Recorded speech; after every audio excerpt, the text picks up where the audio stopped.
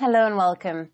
Our top focus is on Mauritius, the small island nation in the Indian Ocean, strategically located at the crossroads between Asia, Europe and Africa. Just last month, the country reached a historic agreement with a former colonial power, Britain. The agreement was to finally hand back the Chagos Islands to Mauritius after a dispute running for more than 50 years. But this deal is now under threat. The one person who can jinx the deal is none other than the US President-elect Donald Trump. As per reports, Trump is finding ways to veto the deal. He is seeking assurances that the deal should not be completed before he takes oath in January next year. Donald Trump's stance is creating panic in London and Port Louis. The Keir Starmer-led UK government is trying to rush the agreement. London fears Donald Trump would rip apart the deal. Its envoy was in Mauritius this week for talks. So why is the Chagos deal between the UK government and Mauritius over some remote islands a matter of high concern for Washington? For this, we need to understand the Chagos agreements. Now, the Chagos Islands are a remote group of more than 60 smaller islands located in the Indian Ocean, around 2,000 kilometers away from Mauritius. In October this year, after years of talks, UK Prime Minister Keir Starmer and his then Mauritian counterpart Pravin Jugnauth signed an agreement to grant Mauritius control of the islands, taking over sovereignty from its former colonial ruler. However, the deal has a catch. Under the deal, the UK will retain control of the Diego Garcia, part of the Chagos, which is home to a joint UK-US military base. Now, the UK would lease the Diego Garcia for at least 99 years. The deal had the blessings of the current US President Joe Biden. However, the next White House occupant is not happy with it.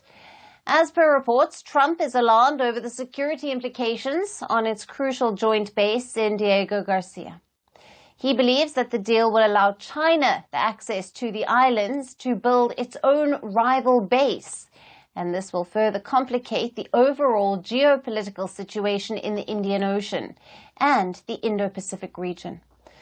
So, as the word has spread on how the newly elected US president is viewing the deal, the UK government has launched efforts to change his stance. Now, as per reports, Keir Starmer's national security advisor is going to travel to Washington to convince Trump and his team to continue the deal. While the Chagos deal is sparking a wider debate, it is also facing criticism at home.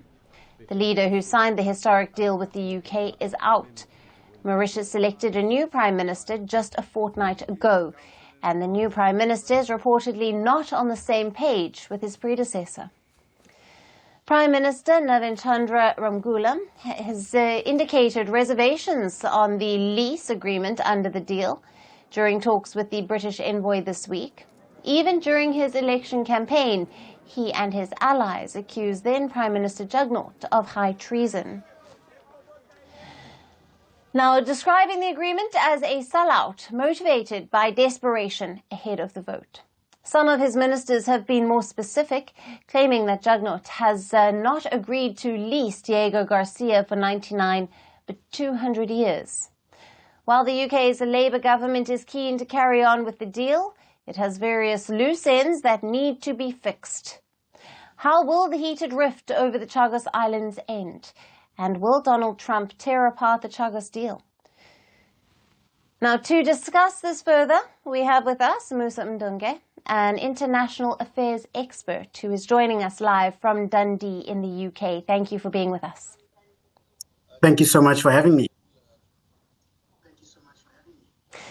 Now, given Donald Trump's history of opposing international agreements, he perceives as detrimental to US interests. How might his administration, along with Marco Rubio, his chosen Secretary of State, challenge or perhaps block the Chagos Islands deal, especially considering Rubio's concerns about US security?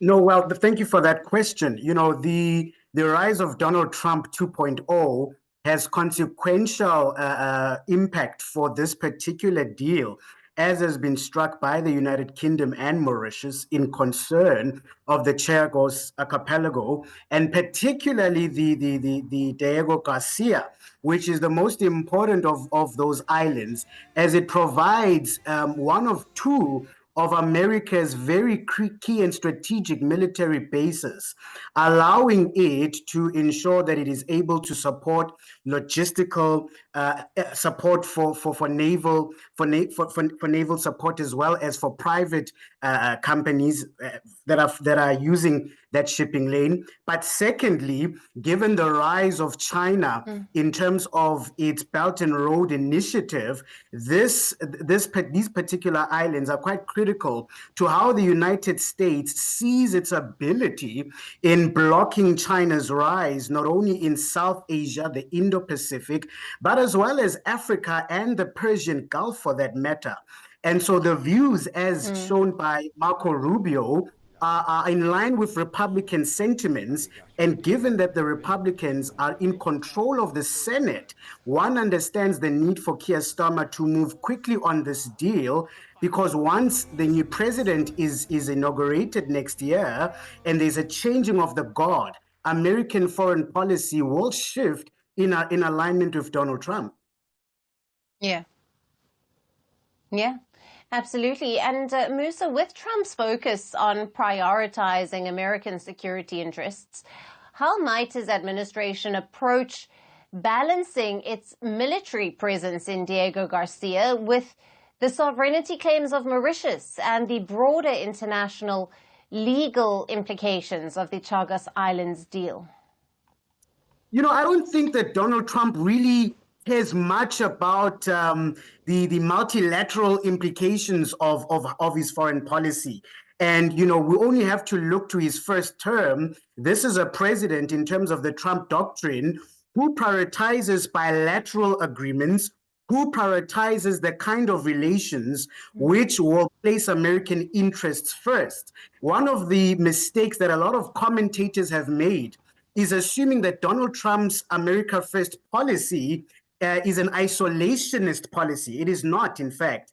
In fact, it is changing the reasons by which America engages the world.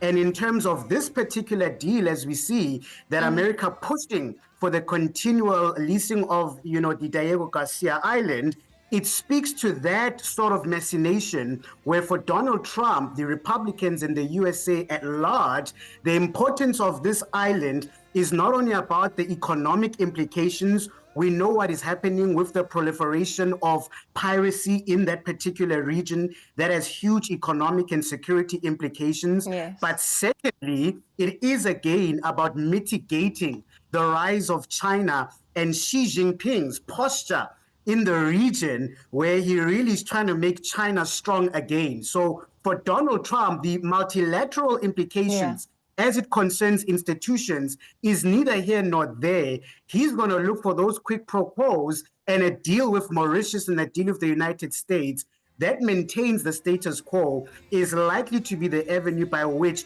he goes. And if Marco Rubio is confirmed as the Secretary of State, he is likely to support that kind of vision. Absolutely. And Diego Garcia, as you've said, hosts a strategically significant joint UK-US military base. If Trump expresses strong opposition to the lease or the deal, what implications could this have for the US-UK relations? And then furthermore, regional security in the Indian Ocean? Well, starting with that UK-US relation, I mean, there's a nervousness in Downing Street right now about Trump coming in. There were thoughts that, had perhaps a Rishi Sunak won in July, that would then mean you'd have a Conservative Party, Republican Party, which have similarities in ideology. But in this particular case, Keir Starmer's got to deal with the cards that he's been dealt. And while I don't think that there'll be a long-term damage to these relations, because the UK right now prioritizes the American relationship far more important post-Brexit, given the economic agitations in the United Kingdom. So I think those economic interests will trump, excuse the pun, whatever sort of challenges may arise given this deal, whether it falls through or whether Yeah. it is maintained. But I think for economic and security interests, it is likely that this deal will go through. In terms of region, I think for countries like Sure. India, they will welcome this particular deal if you consider the fact that China's Belt and Road Initiative strikes Pakistan, it strikes the Maldives, it strikes Sri Lanka. And so ensuring that Mauritius remains within the ambit of Western influence, and by extension,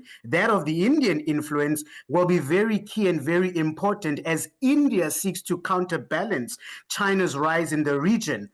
Thirdly, lastly, Alison, Yeah. is then the issue of the African continent, where we know through the Pelindaba Treaty that the African continent has committed itself to a nuclear weapon-free continent. What are the implications of the maintenance of this deal as pertains to nuclear proliferation on the continent? Because currently, there's no clear evidence whether America has some sort of stockpile of nuclear weapons in this particular military base as it does in others. And so it will be interesting, Alison, to hear the African Union's voice on this issue, which for me, it's quite interesting to see that it has been quite silent on this matter.